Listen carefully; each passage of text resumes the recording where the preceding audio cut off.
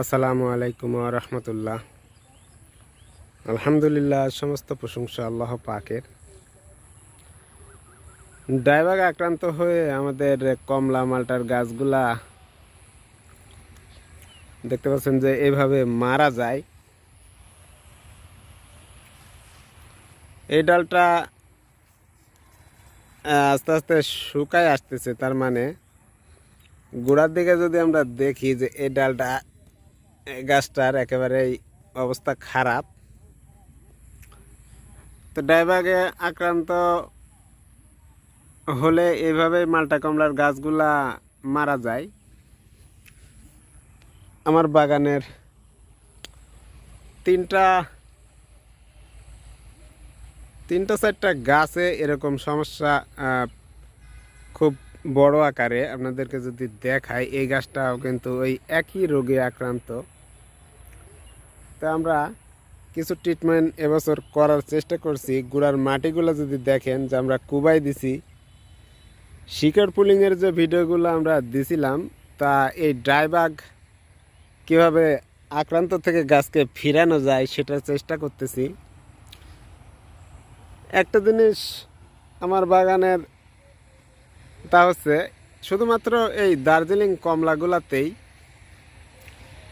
এই ডাইবাগের আক্রমণ। তাছাড়া আপনি অন্য অন্য গাছগুলো যদি আমরা দেখি, দেখেন যে পাশে এক বিশাল চায়না কমলার গাছ এবং এখানে ফলও প্রচুর পরিমাণে ধরে আছে। যদি দেখায় আপনাদেরকে, এরকমভাবে এই গাছটার গোটাটাই ফল দেখা যাচ্ছে। তো এরকম বিশাল বিশাল গাছ চায়না কমলার বাগানে হয়ে আছে, কোনো ডাইবাগের সমস্যা নাই। দেখেন যে এই গাছটার পাশে এই গাছটা যদি দেখি, এটাও একটা ভালো একেবারে সুস্থ সবল বিশাল গাছ চায়না কমলা। এটার পাশে একটা আছে, এটাও কিন্তু দেখেন যে কি পরিমাণে বড় বড় গাছ। দার্জিলিং কমলার গাছগুলা যদি দেখি, এই যে দেখেন একটু টসটসে, তবে এখন এই পুলিং মানে শিকড় পুলিং বা গাছের গুঁড়া আমরা কুবায় যখন এটা শিকড়গুলা নতুন করে পুরাতন শিকড়গুলো আমরা কাটি দিছি, তা কাটার পর দেখা যাচ্ছে যে এখানে নতুন নতুন কুশি আসছে এবং কুশির পাতাগুলা সতেজ দেখা যাচ্ছে। আর এখানে পোকার আক্রমণ হয়েছে, আমি কালকে বিষ দিছি। তার পরবর্তীতে উপরের দিকে যে পাতাগুলো আছে এগুলা স্বাভাবিক পাতার মতোই, মানে গাছের একটা সুস্থ সবল গাছে যা হয় সেই রকমই দেখা যাচ্ছে।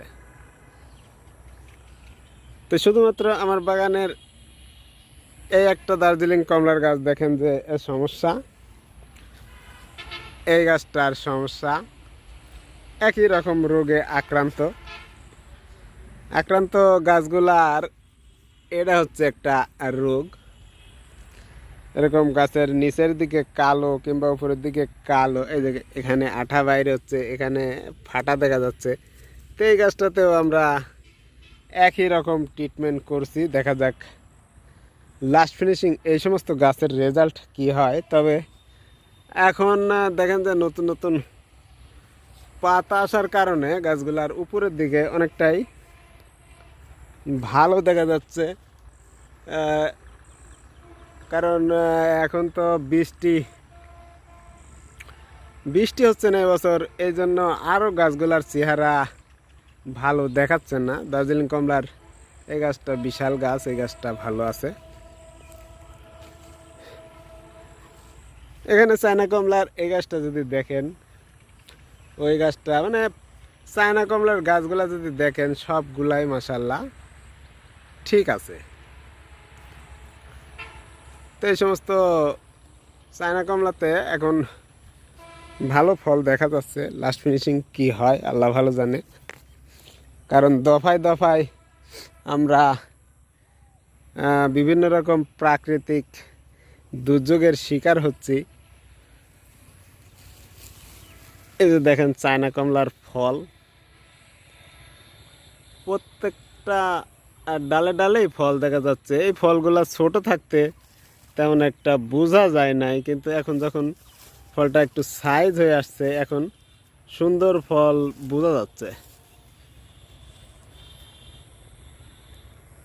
তো এই ফলগুলো যখন আরো বড় হয়ে যাবে, গাছে ঝুলতে থাকবে, তখন দেখতে আরো সুন্দর লাগবে। চায়না কমলার সাইজ হচ্ছে এই কোট।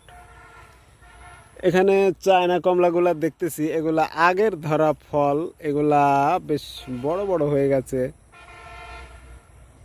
একেবারে, মানে সাইজ মতো ফলের আকার সব কিছুই মনে হচ্ছে যে এই ফলগুলা মানে রস আসার সময় যে সাইজটা হয়, রস আসে এই সময়টা মনে হচ্ছে যে এরকম রস আসতেছে। তো ডাইবাগে আক্রমণ হলে আমার মতে এইভাবে যদি গাছের গোড়া কোবানো যায়, কোবানোর পর এখানে খাবার দিলে ডাইবাগে আক্রান্ত গাছগুলো আমরা ফিরাতে পারবো। আগে এই ট্রিটমেন্ট ফলো করছিলাম আমি, সর্বপ্রথম যে কয়েকটা গাছ করছিলাম সেই গাছগুলোর মধ্যে এই একটা। এই যে দেখেন, এই গাছটার মাটি সমান করা আছে, গাছের গুঁড়া ভালো করে কুবানো হয়েছে। এখানে খাবার তেমন একটা এখনো দেওয়া হয়নি।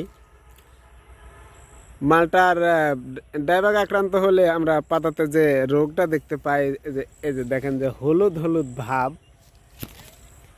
এই যে নতুন যে পাতাগুলো আসতেছে এখন যদি দেখা যায়, এগুলো একবারে সম্পূর্ণ রূপে একবারে সুস্থ সবল পাতা গাছে এখন দেখা যাচ্ছে। তো ডাইবাগের আক্রমণ থেকে রক্ষা পাওয়ার জন্য এই টেকনিকটা যদি আমরা অ্যাপ্লাই করতে পারি, তাহলে আমার মনে হয় গাছগুলা একেবারে